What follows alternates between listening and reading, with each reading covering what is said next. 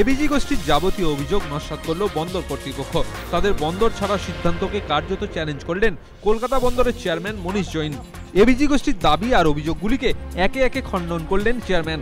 জানিয়ে দিলেন এবিজি গোষ্ঠীর পক্ষ থেকে বন্দর কর্তৃপক্ষকে পাঠানো ইমেল গ্রহণ করা হচ্ছে না।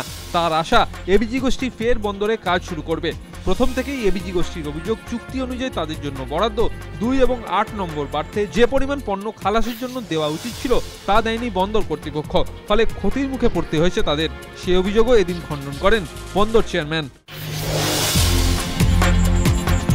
একসময় যে দুচোখে ছিল স্বপ্ন পূরণের আশা, তাতেই এখন বিশ্বাসভঙ্গের বেদনা। 2010 সালের 13 এপ্রিল ফুরফুরা শরীফ থেকে ডানকুনি পর্যন্ত 19 কিলোমিটার রেলপথের শিলান্যাস করেন তৎকালীন রেলমন্ত্রী মমতা বন্দ্যোপাধ্যায়।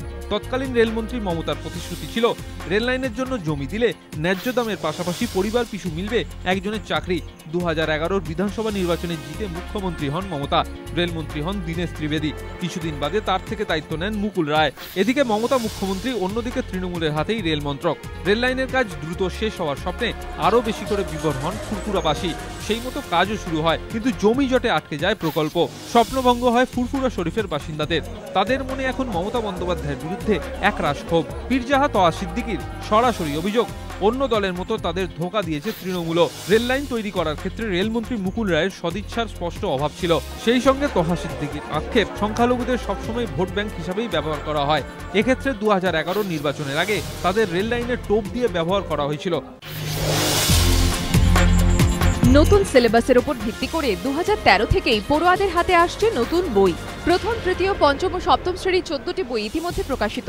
এই রাজ্য তো বটেই, জাতীয় ও আন্তর্জাতিক স্তরে লেখকদের লেখা ঠাঁই পেয়েছে সেই শিশু পাঠ্যে। সেই তালিকায় সচেতনভাবে ব্রাত্য ঈশ্বরচন্দ্র বিদ্যাসাগরের লেখা। পাঠ্যসূচি স্থির করার আগে সরকারি তৈরি সিলেবাস কমিটি বিশেষজ্ঞদের মতামত নিয়েছে।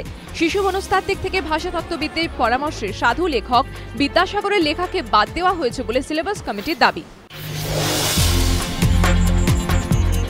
কলকাতা আন্তর্জাতিক চলচ্চিত্র উৎসবে এবার ভিন্ন মাত্রা পেতে চলেছে।